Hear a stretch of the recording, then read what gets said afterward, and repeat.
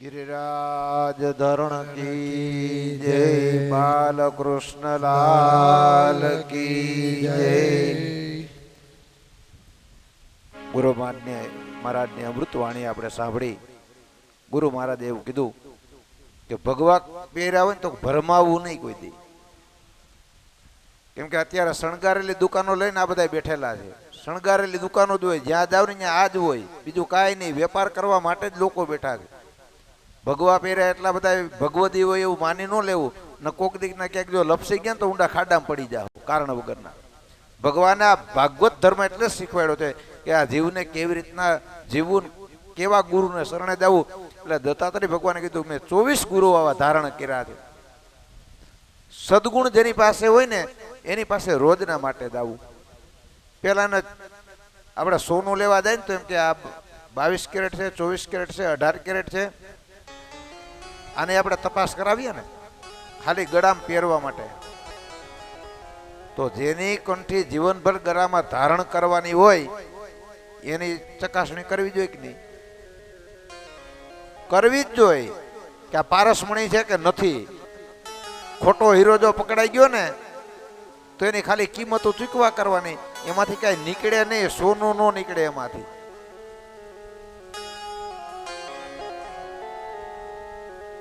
દત્તાત્રેય મહારાજે આ 24 ગુરુને ધારણ કરાવ્યા। વેશ્યાને પણ ગુરુ માની કે દેહ વેપાર કરે પણ કોઈ દી એનો આત્માનો એને વેપાર ન કર્યો, એને પણ મેં ગુરુ માની।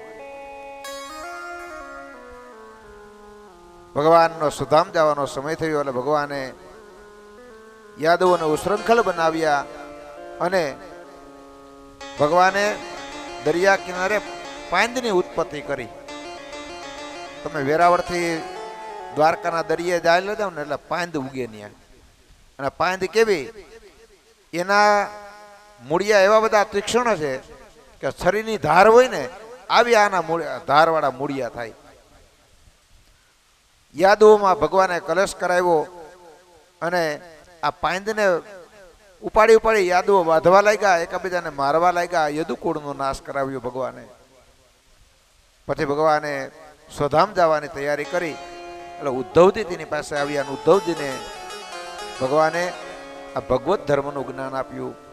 ઉદ્ધવજી કીધું ભગવાન તમે ગયા પછી અમારે શું કરવાનું, તમારી ભક્તિ કેવી રીતના કરવી આ મને સમજાવો। ભગવાને ઉદ્ધવજીને ધર્મનું જ્ઞાન આપ્યું, કીધું કે ઉદ્ધવ આ જ્ઞાન તો છે ને લોકોમાં આપજે। તો આ જ્ઞાન મારે કઈ જગ્યાએથી લેવું?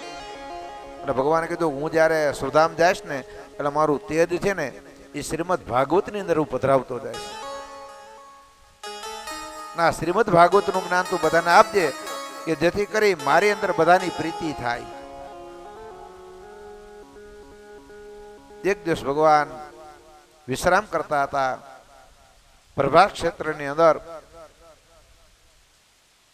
પારધીસે શિકાર કરવા માટે નીકળો। ભગવાન ઝાડવા નીચે સૂતા હતા, પગ માથે પગ ચડાવી આરામ કરતા હતા। પારધીને એમ થયું કે આ મૃગલો છે ને એનું મારું।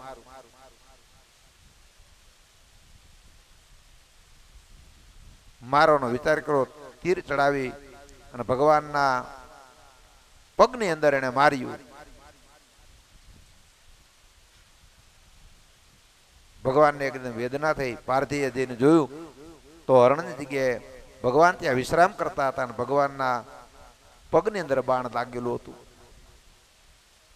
પણ ભગવાને આગલા જન્મે જે બાકી રહી ગયું હતું ને એ આ જન્મે પૂરું કર્યું। ભગવાને છુપાઈને વાલીને બાણ માર્યું હતું, એ જ વાલી બીજા જન્મે પારધી થયો અને ભગવાનને બાણ માર્યું ને ભગવાન સુધામની અંદર પધારેલા છે। આવી રીતના ભગવાનનું સુધામ ગમનની કથા પરીક્ષિત રાજાને સમજાવી અને ભગવાને ઉદ્ધવજીને કીધેલું હતું કે ઉદ્ધવ જ્યારે હું આ સુધામમાં જઈશ ત્યારે આ કળિયુગ આવશે। કળિયુગની અંદર પ્રજા ઉશૃંખલ થશે, રાજા પોતાનો ધર્મ ભૂલશે, પ્રજા પોતાનો ધર્મ ભૂલશે। ત્યારે હું સંભળ નામના ગ્રામની અંદર વિદ્વાન વિશ્વસ્ત્રવા નામના બ્રાહ્મણની ઘરે હું કલ્કી અવતાર ધારણ કરીશ। અને કલ્કી અવતાર ભગવાન જ્યારે ધારણ કરશે ને એટલે યાદ રાખજો આ જીવને સુધરવું જ પડશે. કેમ? ખુલ્લા હથિયાર લઈને ઘોડા ઉપર સવાર થઈને ભગવાન આવવાના છે એવું કીધું છે ભગવાને. હું રાજધર્મ જે નિભાવતા નહીં હોય, પ્રજા જેની સુખી નહીં હોય, જે પ્રજા ઉશૃંખલ થઈ રહી છે ને આ પ્રજાનો નાશ કરવા માટે ફરી વખત આવી રીતના જન્મ ધારણ કરે. અત્યાર સુધી બહુ મેં દયા ખાધી બધાની, હવે નહીં. અધમ જીવો છે ને એને હું મારતો જઈશ.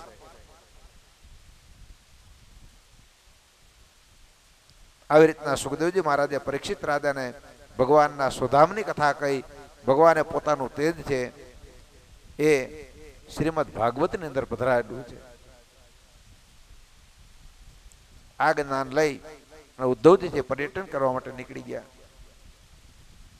બ્રાહ્મણના શ્રાપથી પીરાયેલો તક્ષક નાગ છે 7 દિવસ પૂરા થવા આવ્યા અને આવવાની તૈયારી કરી. સુખદેવજી મહારાજે 7મે દિવસે પરીક્ષિત પાસેથી વિદાય લીધી. પરીક્ષિત રાજાએ સુખદેવજી મહારાજનું યોગ્ય સન્માન સત્કાર કર્યો, પૂજા અર્ચના કરી અને સુખદેવજી મહારાજને ત્યાંથી વિદાય કરેલી છે. સુખદેવજી મહારાજે પરીક્ષિતની વિદાય આવી રીતના મોક્ષ પ્રાપ્તિનો જે ધર્મ છે ને એ શીખવાડેલો હતો. ભગવાને ઉદ્ધવજીને જે બોધ આપ્યો હતો એ જ બોધ સુખદેવજી મહારાજે પરીક્ષિતને આપેલો હતો. પરીક્ષિત મહારાજે નિર્ભય બની ગંગાના કિનારા ઉપર આસન લગાવી, દર્ભનું આસન રાખી અને નિર્જળા વ્રત લઈને બેઠેલા હતા. 7 દિવસ પૂરા થયા. બ્રાહ્મણના શ્રાપથી તક્ષક નાગ ત્યાં આવતો હતો એટલે એક બ્રાહ્મણ છે તક્ષક નાગને મળ્યો અને કીધું કે તું આ રાજાને ન કરણ ને તો તું માગી હું આપું. તક્ષક નાગ 1નો 2 ન થયો. તક્ષક નાગની પણ આ પરીક્ષા હતી કે તું જે ધન જોતું હોય, જેટલું જોતું હોય ને એટલું માગી લે, પણ તો આ પરીક્ષિત રાજાને છોડી દે. તક્ષક નાગે ના પાડી નહીં. આ જન્મેજયને આ ખબર પડી કે આ 7 દિવસ પૂરા થયા મારા પિતાજીને તક્ષક નાગ છે દંશ દેવાનો છે એટલે જન્મેજયથી સર્પ યજ્ઞ કરવાની શરૂઆત કરી. સર્પને આહુતિઓ અગ્નિની અંદર આપવા લાગ્યા. તક્ષક ગભરાયો એટલે ઇન્દ્રને શરણે ગયા. યજ્ઞમાં તક્ષક નાગની આહુતિ આપવાની તૈયારી થઈ. આ જોઈ જન્મેજયે બ્રાહ્મણોને કીધું, એ બ્રાહ્મણો, આ હું તક્ષક નાગની આહુતિ આપું છું છતાં પણ આવતો કેમ નથી? એટલે બ્રાહ્મણોએ કીધું, હે મહારાજ, આ તક્ષક છે ને અત્યારે ઇન્દ્રના શરણે ગયેલો છે અને ઇન્દ્ર આ તક્ષકનું રક્ષણ કરે છે, તેથી અગ્નિમાં પડતો નથી. આ સાંભળી રાજાએ કહ્યું, તો પછી ઇન્દ્ર સહિત આ તક્ષકને હું આ અગ્નિની અંદર હોમી દઉં.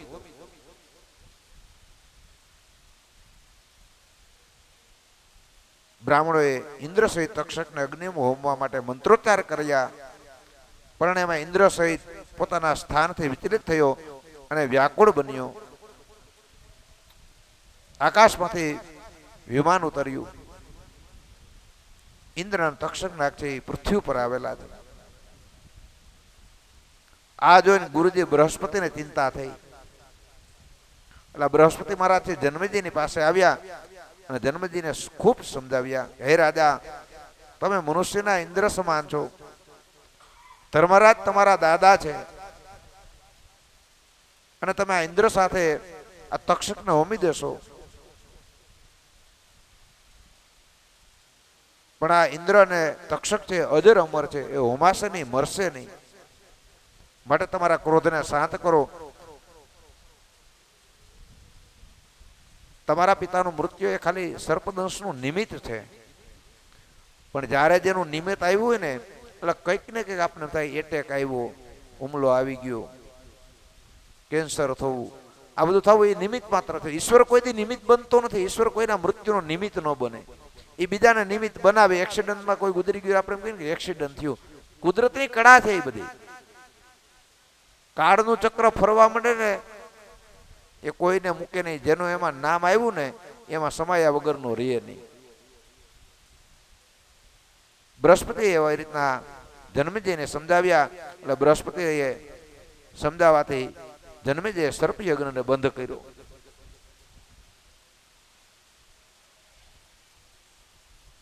ભગવાન શ્રી વિષ્ણુના માયા જણી શકાય એવી નથી. સર્પયજ્ઞ બંધ થયો. આ સર્પ છે ગંગાના કિનારે આવેલો છે. સૌનક મુનિએ પૂછ્યું કે હે સતપરાણીજી, ભગવાન વેદવ્યાસના શિષ્યો મહાત્મા પેલ વગેરે ઋષિઓ હતા, વેદોનો વિભાગ કર્યા, આની પછી એમને કથા કહું.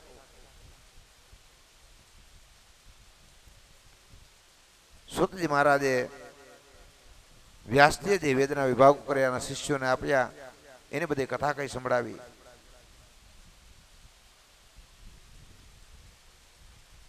સમય પૂરો થયો. તક્ષક નાગે આવી પરીક્ષિત રાજાને દંશ આપ્યો.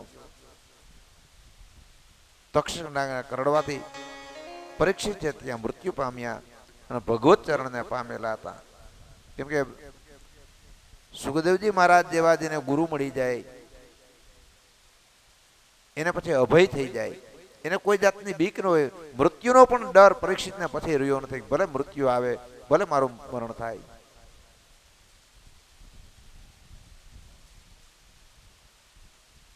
આવી રીતના પરીક્ષિત રાજાનો ઉદ્ધાર થયો. શ્રીમદ ભાગવતના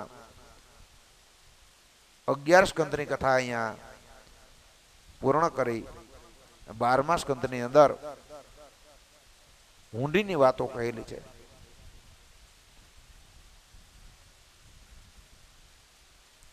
આ ગ્રંથની શરૂઆત પદ્મ પુરાણની અંતર્ગત ભાગવતીનું જે મહાત્મ્ય આપેલું હતું એ સ્કંદ પુરાણમાંથી લીધેલું હતું.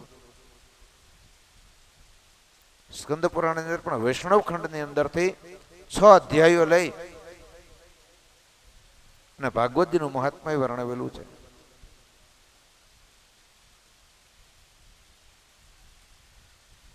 આવી રીતના જ્યારે પાંડવો હિમાલયની અંદર ગયા હતા ને તે પૂર્વે મહારાજ યુધિષ્ઠિરે પોતાના પુત્ર પરીક્ષિતનો હસ્તિનાપુરમાં રાજ્યાભિષેક કરાવ્યો અને ભગવાન શ્રી કૃષ્ણના પ્રપુત્ર વજ્રનાભનો મથુરાની અંદર રાજ્યાભિષેક થયો હતો. વજ્રનાભનું કુશળ જાણવાની ઈચ્છાથી રાજા પરીક્ષિત મથુરામાં ગયા અને વજ્રનાભે તેમનું વિનયપૂર્વક વિધિપૂર્વક સન્માન કર્યું હતું. વજ્રનાભે કહ્યું કે મહારાજ, મને ક્ષત્રિય ધર્મનો યોગ્ય સહજ જે પણ ભાવ હોય ને એ મને કહો.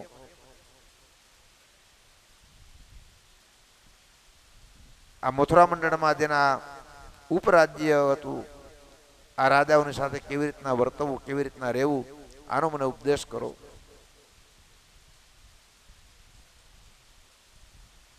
એટલે પરીક્ષિત રાજાએ સાંડિલ્ય મુનિને બોલાવી અને વજ્રનાભને આનો ઉપદેશ કરાવ્યો.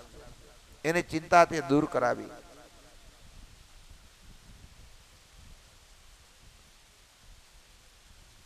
આ બાજુ ભગવાનનું સુધામ થયું. ઉદ્ધવજી છે એ ત્યાંથી નીકળી અને બદ્રિકાશ્રમની અંદર ગયેલા હતા. બદ્રીનાથ જે આપણે અત્યારે કહીએ છીએ ને ત્યાં બદ્રિકાશ્રમ છે, ત્યાં ઉદ્ધવજી રહેવા માટે નીકળી ગયા હતા.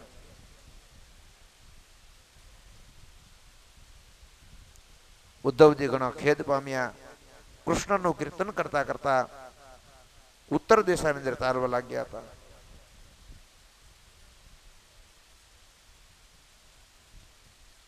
વજ્રનાભનું સ્થાન કૃષ્ણના જમણા ચરણની અંદર છે.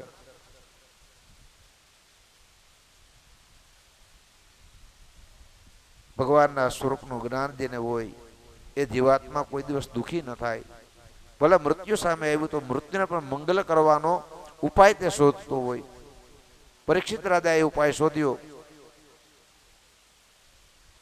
સુખદેવજી મહારાજે પરીક્ષિત રાજાનો મોક્ષ કરાવ્યો, મોક્ષની કથા કઈ સંભળાવી અને અભય બનાવી દીધા.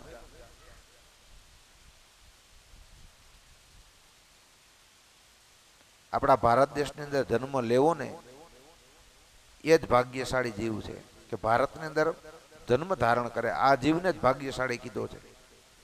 શું કામ? ભગવાને 23 અવતારો છે ને એ ભારત દેશની અંદર લીધેલા છે. અને તમે યુગ પુરુષો કહો ને તો એ પણ ભારત દેશની અંદર જન્મ ધારણ કરે છે. જેને યુગ પુરુષો આપણે કહીએ, ઘનશ્યામજી મહારાજ છે, વલ્લભાચાર્યજી છે, શંકરાચાર્યજી છે, નિબારકાચાર્યજી છે, માધવાચાર્યજી છે. આ બધા આચાર્યો છે ને ભારતની અંદર જન્મ છે. આ બધાએ પોતાનો વાદ આપેલો છે. જીવન શૈલી કેવી રીતના દેવી ઠાકોરજીની સેવા અર્ચના કેવી રીતના કરવી, કેવા ભાવથી એની પૂજા અર્ચના કરવી, આપને એને શીખવાડ્યું છે. દુર્લભો ભારતે જન્મ. આપણા શાસ્ત્રોએ કીધું ભારતમાં જન્મ થયો ને એ જ દુર્લભ છે. બીજા કોઈ દેશની અંદર આ કથા વાર્તાનું નાનું કઈ મહત્વ છે જ નહીં, પણ ભારતની અંદર આનું મહત્વ કેવું હતું. ભારત ભૂમિમાં જન્મ લે ને એ આત્માનું કલ્યાણ 100% થાય.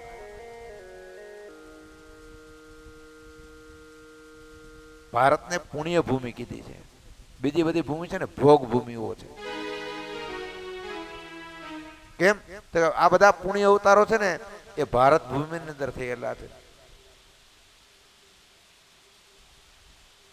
નિત્ય શ્રીમદ ભાગવતનું સેવન કરવાથી ભગવત ભક્તિની પ્રાપ્તિ થાય છે. हर शरीर मंदिर सा पावन, हर मानव उपकारी है. जहाँ सिंह बन गए खिलौने, गाय जहाँ माँ प्यारी है. जहाँ सवेरा शंख बजाता, लोरी गाती शाम है. हर बाला देवी की प्रतिमा, बच्चा बच्चा है बच्चा बच्चा.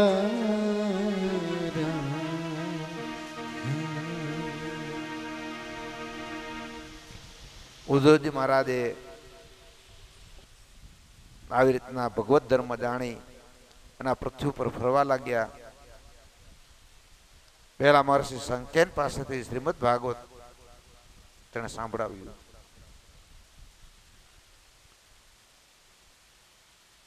અને તેમણે આ ભાગવતની કથા છે ને મને સંભળાવી અને શીખવાડેલી છે કે જેના થકી હું આ કૃષ્ણની પ્રાપ્તિ મેં કરી. સૃષ્ટિનું સર્જન પહેલા ભગવાન શ્રી કૃષ્ણ જ્યારે અનેક રૂપે આ પૃથ્વી પર વિચર્યું હતું ત્યારે તેમણે માયાના ગુણો અને ભેદનો નાશ કરેલો હતો. આ માયાને પછી ઉત્પન્ન કરી ફરી વખત બ્રહ્મા, વિષ્ણુ અને શિવ એ 3 સ્વરૂપો પ્રગટ કર્યા. નાભિ કમળમાંથી બ્રહ્માને ઉત્પન્ન કર્યા. બ્રહ્માએ નારાયણની પ્રાર્થના કરી. નારાયણ પ્રસન્ન થઈ સૃષ્ટિની રચના કરવાની શરૂઆત કરી. ભગવાને બ્રહ્માજીના મનોરથોને પૂર્ણ કરેલા છે. સૌનક વગેરે મુનિઓ છે એણે સૂતજીનું અભિવાદન કર્યું અને ભગવાનને પ્રાર્થના કરી કે ભગવાન આ સૂતજી મહારાજને લાંબુ આયુષ્ય આપો, કારણ કે અમને આ ભગવત ધર્મ શીખવાડેલો છે. ઋષિઓની પ્રાર્થના સાંભળી સૂતજી કહેવા લાગ્યા, હે ઋષિઓ, કૃષ્ણ ભગવાન અને શ્રીમદ ભાગવત બેવના સ્વરૂપો એક જ છે. એમાં કોઈ પણ જુદારું રાખવું નહીં, જુદાપણું માનવું નહીં. કેમ કે ઠાકોરજીએ પોતાનું તેજ છે ને એ શ્રીમદ ભાગવતની અંદર પધરાવેલું છે. ભાગવતીને દંડવત કરો, ઠાકોરજીને દંડવત કરો, આ બે એક સરખું છે.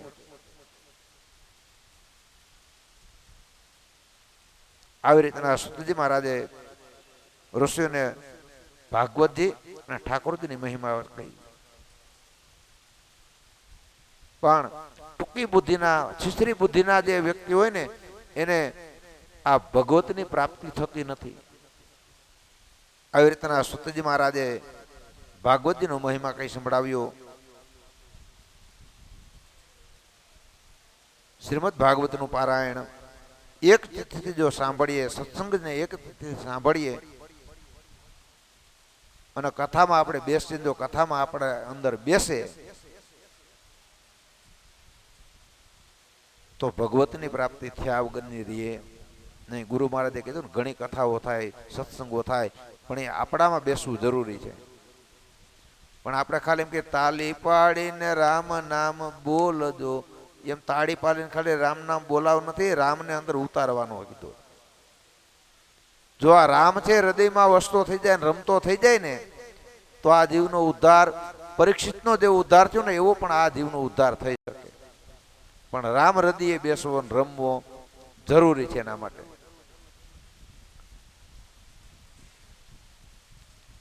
આવી રીતના સુખદેવજી મહારાજે પરીક્ષિત રાજાનો ઉદ્ધાર કર્યો અને આ ભાગવતજીની કથા છે એની પૂર્ણાહુતિ કરી. ભાગવત છે એ પરમહંસનો ગ્રંથ છે, જેને સમાધિ ભાષાની અંદર લખેલું છે. ગુઢ વાણીથી આના રહસ્યો પણ સુખદેવજી મહારાજે કીધેલા છે. એમાંથી એક રહસ્ય અને એક કથા જો જીવનમાં બેસી જાય તો હું માનું ત્યાં સુધી આપણા પિતરોનો મોક્ષ થાય ને થાય. પિતરોનો મોક્ષ એટલે પિતરો અહીં કોઈ આવવા નથી, પણ વાયુ સ્વરૂપે અહીં આવે. બે પ્રકારના પિતૃ મેં તમને પહેલા દિવસે કીધું હતું. બે પ્રકારના પિતૃ છે, મર્ત અને અમર્ત પિતૃઓ, કે જેને આપણા એક ટીપા પાણીની પણ આશા નથી. અને એક પિતૃ એવા છે કે જેને કંઈક આકાંક્ષાઓ છે, જેની કંઈક વેદનાઓ છે, અધૂરી રહી ગઈ છે. આવા પિતૃઓ આપણી પાસેથી હવે આકાંક્ષાઓ રાખતા હોય, મારા સંતાનો, મારા પરિવારજનો કંઈક ભગવત કાર્ય કરે અને મારો મોક્ષ થાય. તો આજના દિવસે અહીંયા સુખદેવજી મહારાજે પરીક્ષિત રાજાને જે જ્ઞાન આપ્યું હતું એની જે કથાઓ હતી આ મેં તમને કઈ સંભળાવી. મારા સદગુરુ સમાન મારા પિતાજી પાસેથી મેં જે જ્ઞાન લીધેલું છે, મારી જે બટકી વાણીથી મેં તમને જે કંઈક સમજાવી શક્યો એ મેં તમને આ 7 દિવસ માટે સમજાવ્યું. આની અંદર ઘણા દોષો હોય, વાણીના દોષો હોય, વાણીનો વિલાસ થયેલો હોય, તો એ બધું મારું હતું. જે કાંઈ સારું સારું હતું ને એ આ શ્રીમદ ભાગવતજીનું હતું, એ વેદવ્યાસજીનું હતું. તો આવા વાણાના વિલાસને પણ અપરાધને ક્ષમા કરજો. અને ઠાકોરજીને આપણે પ્રાર્થના કરીએ કે જે ઉદ્દેશથી આપણે અહીંયા 7 દિવસથી બેઠા છીએ, કરગથરા પરિવારનો ઉદ્ધાર કરવા માટે થઈ, તો ભગવાને પરીક્ષિતનો જેવો મોક્ષ કરાવ્યો, આવી મોક્ષ ગતિ કરગથરા પરિવારના પિતરોને પણ ભગવાન આપે. અને ભગવાન કરગથરા પરિવારના પિતરોને એમના ચરણની અંદર એનું સ્થાન આપે. અને વારે વારે આવી કથા અને કીર્તનો આ પરિવાર કરતા રહીએ, આવી ભગવાન સંમતિ આ પરિવારને આપે. કેમ કે માળના મણકા જ્યાં સુધી ભેગા હોય ને ત્યાં સુધી જેની કિંમત હોય. એ દોરો જો તૂટી જાય ને તો પૂરું, પછી નોખા નોખા થઈ જાય, પછી માળાની કોઈ કિંમત ન રહીએ. એમ આ મણકા જેમાં એ પુરાવેલા છે ને આપણે દેખાય છે ને, આવા પુરાવેલા રહીએ, આવા સત્સંગો કરે, એવી આપણે ઠાકોરજીના ચરણની અંદર વિનંતી કરીએ કે આ પરિવારને આવી સંમતિ આપે, આવી સંપત્તિ આપે કે જે સદમાર્ગે વાપરી શકે. અને જેના સંતાનો સારા હોય ને ભાઈ, એ જ આવું કરીએ. ગયો વિચારીને મરી ગયા કેટલાય આવા કે અમારા સાધુનો સત્સંગ કરાવવો છે, સાધુને ભોજન કરાવવું છે, પણ કાંઈ થાય નહીં. કેમ? પૈસો મળવો જરૂરી નથી, સંસ્કાર મળવા જરૂરી છે એના માટે. પણ જેના પરિવારની અંદર પેઢીઓ દર પેઢીથી આવા સંસ્કારો પ્રાપ્ત થતા હોય ને, એના સંતાનો આવા સત્સંગો કરાવે, ગુરુના શરણે જાય, ગુરુ પાસેથી જ્ઞાન મેળવે. અને ખાલી રૂપિયા કામવા માટે જેનો જન્મ થયો હોય ને એને આપણે અહીં કોઈ વાતો ન કરી શકીએ. કેમ કે આપણે જેના શરણે થઈએ ને ત્યાં આવી વાતો ન કરાય. પણ છતાં અમને એવું થાય, અમને એવું આત્માથી દુઃખ થાય કે આ અધમ જીવો જે છે ભગવાન એને પૈસા કેમ વધારે આપે અને આવા સત્સંગ કરાવે, આવા સાધુને તેડાવે, એનો સત્સંગ કરાવે, ભાગવતની કથાઓ કરે, રામાયણની કથા કરાવે, એની પાસે તમે જોજો રૂપિયા ઓછા છે પણ આનંદ છે ને એ ભરપૂર હોય છે. ભગવાન એને આત્માથી આનંદ આપે, પૈસો ઓછો આપે નહીં એમ ના નહીં, પણ એની અંદર જે આનંદ હોય ને એ ઓલા પાસે આનંદ ન હોય. ગમે એવડો રૂપિયો હોય ને એ આનંદ ન કરી શકે. મેં તમને પહેલા કીધું કે સાધુ પુરુષના દર્શન થવા ને ત્યાં જ આપણા યજ્ઞની પૂર્ણાહુતિ થઈ જાય, પછી યજ્ઞની પૂર્ણાહુતિ કરવાની જરૂર ન પડે. અને એમાંય જેનું આપણે રટણ કરતા હોય ને એ કોઈ દિવસ આપણે ન મળે, અને એ ભગવદીઓ ને આવા દર્શન થવા એ દુર્લભ છે. ભગવાને પોતે એને આજ્ઞા કરી હોય. મહારાજને પૂછજો કે ઠાકોરજીની આજ્ઞા ન થાય ને તો અહીં પહોંચી ન આવી ગયા હોય, અથવા તારે બીજો કોક લઈને વિયો જાય કે મહારાજજી અમારી ઘરે આજે પધારો તમે. આ સત્ય છે હો, કે ઠાકોરજીની જો કૃપા તમારા ઉપર ન થઈ હોય ને તો મહારાજને બીજે જવાનું થઈ ગયું હોય, બીજો આ વચારેથી લઈને વયો જાય, આપણને આ ન પ્રાપ્ત થાય દર્શન એના. આપણે એક હકીકત છે કે જ્યારે આપણી ઉપર ઠાકોરજી પૂર્ણ કૃપા કરે ત્યારે આવા ભગવદીઓના આપણને દર્શન થાય, એની કૃપા આપણને પ્રાપ્ત થાય અને આપણા પિતૃઓના અહીંયા મોક્ષ થાય. અનાયાસે જે આપણને અહીંયા વાણીનો લાભ મળ્યો છે, ભગવદ વાણીનો, એની તરફ મહારાજજીએ પોતાનું પ્રવચન કર્યું અને કીધું કે ભરમાવું નહીં. તો આવા સદગુરુ આપણને, નહીતર આવું કોઈ આવા ગુરુ મહારાજ છે ને આવો બોધ આપણને ઓછો આપે. ભગવા પહેરે ને ભાગી ન દાવું કોઈ દી, કેમ કે આ બધા શણગારેલી દુકાનો લઈને જ બેઠા છે. હા, આ સત્ય ઘટના છે. શણગારેલી દુકાનો જ છે બધે. ક્યાંય તમને જો ત્યાંથી સંસ્કાર મળે ને તો તમને કીધું આ શણગારેલી દુકાનોમાંથી, ક્યાંયથી ન મળે. એના માટે ભગવત ચરણ અને ભગવદીનું ચરણ મળવું જરૂરી છે, તો આપણને આ સંસ્કાર મળે. તો આ સંસ્કારો આપણા બાળકોની અંદર પણ આવે. આવી આપણે ઠાકોરજીની વિનંતી કરી અને આપણે અહીંયા 7 દિવસનો જે આ સત્સંગ હતો, આ સત્સંગની પૂર્ણાહુતિ કરીએ. કેમ કે ભાગવત કથાની કોઈ દિવસ પૂર્ણાહુતિ થતી જ નથી. અહીંયાથી નહીં તો બીજે નહીં તો ત્રીજી જગ્યાએ આ સતત ચાલુ જ રહે. આ ગંગા પ્રવાહ એવો છે, આમાં કોઈ દી પાણી ખૂટે જ નહીં. આ ગંગા પ્રવાહ કીધો છે. તો આપણે અહીંયા આપણા સત્સંગની પૂર્ણાહુતિ કરીએ. કથાની પૂર્ણાહુતિ કોઈ દિવસ હોય જ નહીં. સત્સંગની પૂર્ણાહુતિ થાય. કથાની પૂર્ણાહુતિ ક્યાંય લખી નથી કે અહીં કથા પૂર્ણ થાય. આજના દિવસે આપણે ઠાકોરજીના ચરણમાં એવી પ્રાર્થના કરીએ કે આ જે અહીંયા જીવાત્માઓ બેઠેલા છે અને અદ્રશ્ય શક્તિઓ જે અહીંયા હાજર છે, આ બધાનો એ મોક્ષ થાય. કેમ કે શક્તિઓ ક્યાંય આપણને જોવા મળતી નથી, એ અદ્રશ્ય જ હોય છે. વાયુ સ્વરૂપના બધી શક્તિઓ હોય છે, તેજ સ્વરૂપની આ શક્તિઓ હોય છે, એ આપણને જોવા ન મળે. ઘણી વખત આપણે ફિલ્મમાં જોતા હોય કે અદ્રશ્ય શક્તિઓ આપણને દેખાડતા હોય. આવી અદ્રશ્ય શક્તિઓ છે ને અહીંયા હોતી હોય, હાજર જ હોય. પણ એને પામવા માટે થઈને મહારાજજીને પૂછો કેવડી મહેનત કરવી પડે એને જોવા માટે થઈને. એ મહારાજજી તમને નથી કીધું કે અદ્રશ્ય શક્તિને જાણવી તો એના માટે આ જીવનને ખપાવવું પડે, ત્યાં આપણને એ દેખાવાની શરૂઆત કરે. એના મય આપણે ઠાકોરમય થવું પડે, એની તપશ્ચર્યા એવડી હોવી જોઈએ તો આપણને અદ્રશ્ય શક્તિઓ દેખાય. આપણે ઘણી વખત નથી, અમે બાજુ હાઈલા જતા ને બાજુમાં કંઈક અવાજ આવ્યો પણ કાંઈ દેખાણું નહીં. આ અદ્રશ્ય શક્તિઓ આને જ કીધી છે. આ અદ્રશ્ય ચેતનાઓ છે, જાગૃત ચેતનાઓ છે, એ અવાજ કરતી હોય. પણ જીવ જ્યારે ગતિને પામે ને ત્યારે આપણને ખ્યાલ આવે કે આપણી બાજુમાંથી કોણ નીકળ્યું, કોણ ચાલ્યું ગયું. તો પરમ કૃપાળુ પરમાત્માને એવી પ્રાર્થના કરીએ કે અહીંયા જે અદ્રશ્ય ચેતનાઓ અહીંયા છે એનો પણ અહીંયા ઉદ્ધાર થાય અને આપણા પિતૃઓ છે એનો મોક્ષ થાય. गिरिराज धारण की जय श्याम सुंदर श्री यमने महाराणी की અહીંયા આપણે ભાગવતજીની સત્સંગની પૂર્ણાહુતિ કરીએ. સાધુ સંતોનું પૂજન અર્ચન કરશું. અહીંયા વાંગ્મય સ્વરૂપ છે ભાગવતજી, એની પૂજા અર્ચના કરશું, આરતી કરશું અને પછી પેરામણીનો દોર એક બાકી રહી ગયો છે. આપણે કે બેન દીકરીઓ જે આવેલા હોય એને પેરામણી કરવાની છે કે થઈ ગયો છે કાકા, બાકી છે ને, આપણે એ કરશું અને પછી આપણે વાંગ્મય સ્વરૂપ ઠાકોરજીને ઘરે પધરાવશું.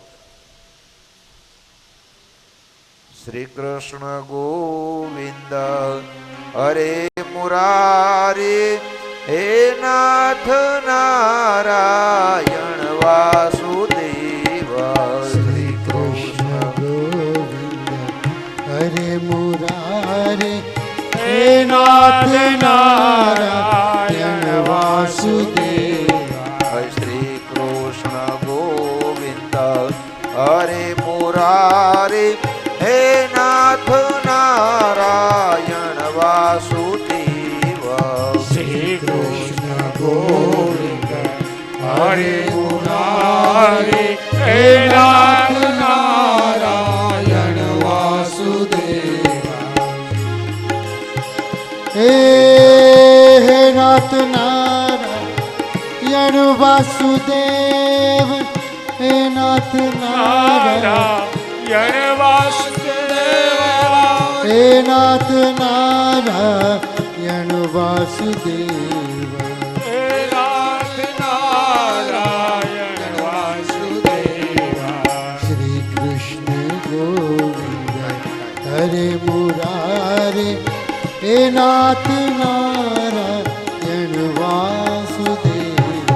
શ્રી કૃષ્ણ ગોવિંદ હરે મુરારે હે નાથ નારાયણ વાસુદેવ. હે નાથ નારાયણ વાસુદેવ.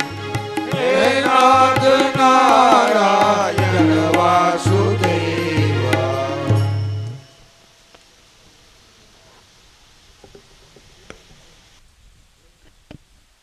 बोलिए भागवत भगवान की जय. व्यास नारायण